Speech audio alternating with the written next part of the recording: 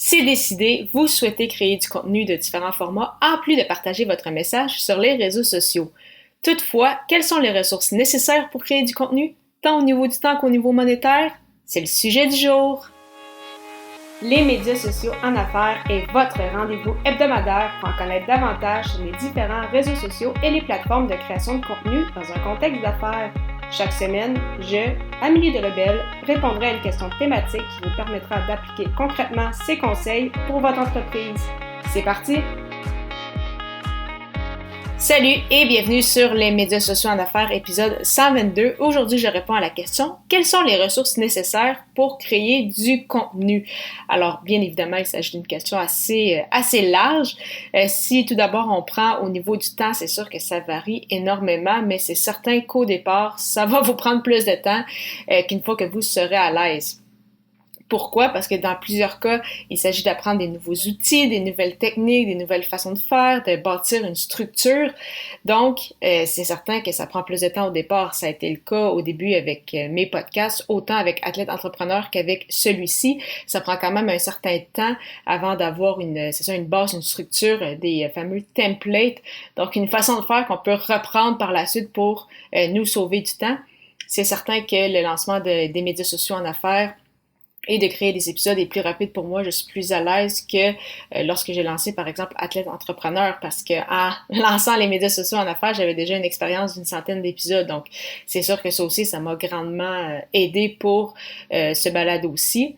Et au niveau du podcast, par exemple, ben oui, prendre des notes, enregistrer l'épisode, faire le montage, c'est un temps, mais il y a aussi une autre partie qui prend du temps aussi, qui est souvent négligée, c'est au niveau de la promotion.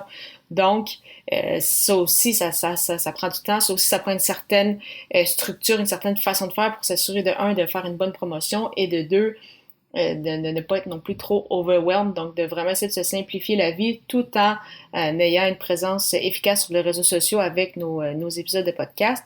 Et encore une fois, si je vous donne un exemple vraiment en termes de temps concrètement, comme vous le savez, mes épisodes sur les médias sociaux en affaires durent entre 6 à 8 minutes en moyenne et je vous dirais que prendre des notes, enregistrer, faire le montage me prend environ 20 minutes. Donc, c'est assez rapide. Si au départ, ça vous prend plus que ça, c'est normal et il y en a même certains qui marquent quelques points, ça leur prend 2 minutes à faire. Si leur épisode dure 10 minutes, il y a 10 minutes, pratiquement pas de montage, puis c'est ça, leur épisode de 10 minutes prend 15 minutes à monter au total. Donc, c'est possible également. Donc, vraiment, c'est ça, c'est au fur et à mesure que vous allez développer vos habiletés aussi. Donc, c'est pourquoi que, c'est ça, le temps, ça va varier énormément et ça va dépendre aussi, bien sûr, de votre format. Si je prends par exemple Athlète Entrepreneur, c'est sûr que le format entrevue me prend plus de temps parce que de un, les entrevues sont plus longues aussi, donc la durée de l'enregistrement, c'était souvent en moyenne une bonne vingtaine de minutes. J'ai également mon intro et mon outro à faire, il y a un peu plus de montage, après ça, c'est de contacter la personne, prendre des informations sur elle, donc c'est sûr que à ce niveau-là, pour moi, ça me prenait plus de temps que de faire un épisode comme celui-ci. Encore une fois, il y a des avantages aux deux à ce niveau-là, donc c'est vraiment d'y aller avec ce que vous souhaitez faire et ce qui peut peut-être intéresser votre audience. Et c'est pourquoi ce que je trouve intéressant, du moins avec le podcasting, c'est justement ça vous permet d'essayer plusieurs trucs, ça vous permet d'essayer différentes façons de faire, différents formats et vous y allez après ça par la suite avec ce que vous pensez qui est le plus efficace pour vous, qu'est-ce que vous aimez le mieux faire, qu'est-ce qui correspond à vos attentes. Et une fois que vous êtes à l'aise, bien, c'est sûr que ça va beaucoup plus rapidement. Et en lien justement avec le temps, bien sûr, c'est que ça va énormément dépendre de votre fréquence. Encore une fois, avec le podcast, est-ce que vous faites un épisode par semaine? Est-ce que vous faites un podcast quotidien? Est-ce que vous faites un bimensuel, comme c'était mon cas avec Athlète Entrepreneur au départ, donc un épisode aux 2 semaines? Est-ce que, par exemple, avec votre article de blog, est-ce que vous en faites un par mois? Est-ce que vous voulez en faire un par semaine également? Vos vidéos, est-ce que vous voulez faire 2-3 vidéos différentes sur TikTok et en Reels par jour? Est-ce que vous en faites 2-3 par semaine? Donc, bien évidemment, la fréquence va avoir aussi un énorme impact. Qu'est-ce que je vous recommande? C'est d'y aller au départ avec un rythme que vous savez que vous allez garder. Donc, comme je le mentionnais de mon côté par expérience personnelle, avec Athlète Entrepreneur, j'ai commencé avec un épisode aux 2 semaines parce qu'à ce moment-là, j'avais déjà un blog où je faisais au minimum un article par semaine. Donc, en rajoutant le podcast, je m'étais dit pas plus qu'un épisode aux 2 semaines. Par la suite, une fois que ma structure a été mise en place, une fois que j'étais plus à l'aise avec les outils, avec comment ça fonctionnait, j'ai augmenté à une fois par semaine et maintenant j'ai 2 podcasts pratiquement en continu, là, avec À tête entrepreneur, c'est au format saison, mais j'ai souvent 2 épisodes la même semaine et ça va très très bien. Donc, encore une fois, c'est vraiment une question d'habitude. Et dans tous les cas, peu importe ce que vous souhaitez faire, que ce soit sur les réseaux sociaux, par exemple, faire 3 publications par semaine, si c'est justement faire votre article de blog une fois par mois, si c'est de faire des vidéos, le plus important, c'est vraiment de le mettre à son horaire, de vous bloquer un temps pour faire cela et de ne pas y déroger. Donc, ne pas se dire, oh, je vais me prendre 2 heures le mardi matin parce que j'ai du temps, mais moindrement qu'il y a une réunion que je dois aller ou il y a un petit quelque chose qui survient, j'ai juste à passer ça puis on verra. Non, vraiment, vous prenez ces 2 heures-là comme si c'était une rencontre super importante et vraiment, vous passez ce temps-là à créer le contenu que vous désirez créer. Et je parle d'une plage horaire de 2 heures. Si vous débutez, justement, ça va peut-être vous prendre plus qu'une plage horaire de 2 heures. Peut-être que vous allez en prendre 2 heures par semaine, peut-être 2 heures le mardi et un autre 2 heures le vendredi. Donc, vraiment, c'est ça. C'est pour ça que vous allez voir aussi au fur et à mesure combien de temps que ça vous prend, mais c'est vraiment important de le mettre à son horaire. Et donc, de mon côté, c'est ça, on peut penser que ce podcast-ci, avec la promotion tout au long de la semaine, prendre des notes, faire les notes d'épisode et mes petites notes aussi, mes bullet points pour enregistrer cet épisode. Et le montage me prend peut-être au total un 45 minutes, 1 heure, donc avec la vidéo YouTube aussi et autres. Donc, c'est quand même relativement rapide pour créer du contenu, je trouve.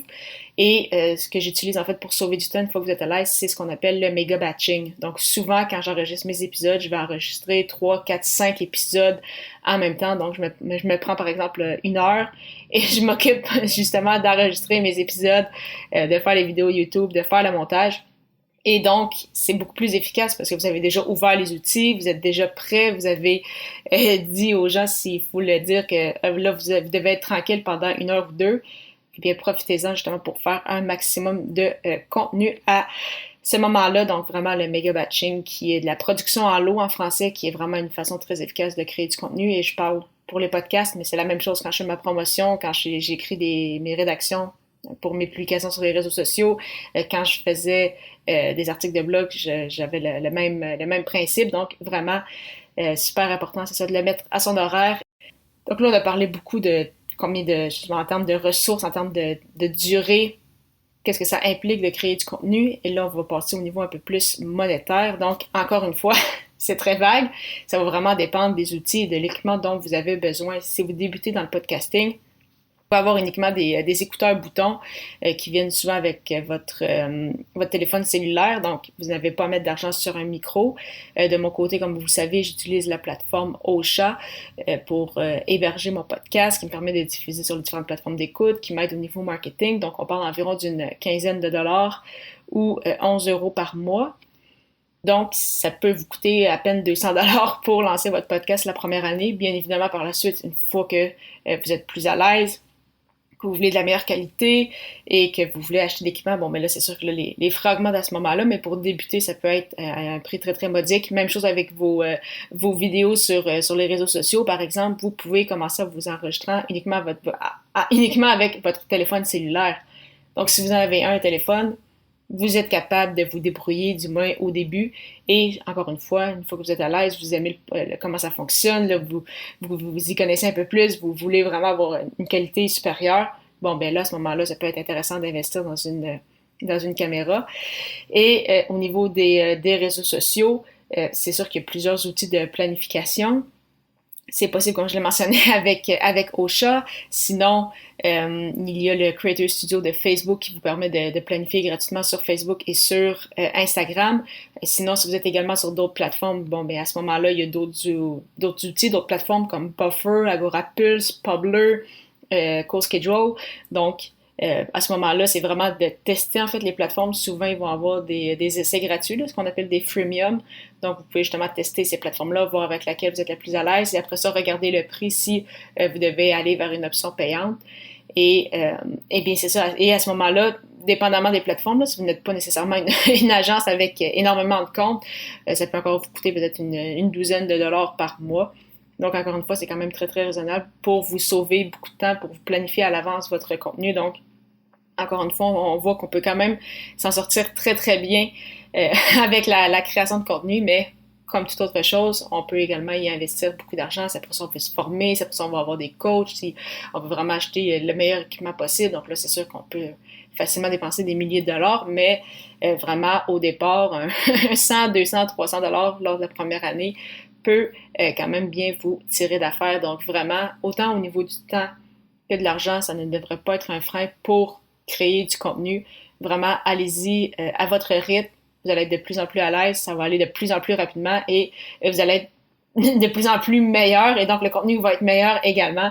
Donc, c'est vraiment, c'est ça. Le plus important, c'est vraiment juste de vous lancer et de persévérer. Parlant justement de podcasts, je vous avais parlé de Ocha. En fait, Ocha n'est pas qu'un hébergeur de podcasts, mais également un puissant outil marketing qui vous permet, entre autres, de planifier vos publications sur les réseaux sociaux, de générer des audiogrammes avec des sous-titres, de partager sur YouTube, ainsi que de bâtir votre propre liste de courriels. Pour l'essayer à votre tour, profitez d'un essai gratuit de 2 semaines au amiedelabel.com/Ocha, AUSHA. Pour la 123e émission, je répondrai à la question « Doit-on mettre de l'avant les fêtes ou autres dates importantes avec son contenu? » Au plaisir de vous y retrouver!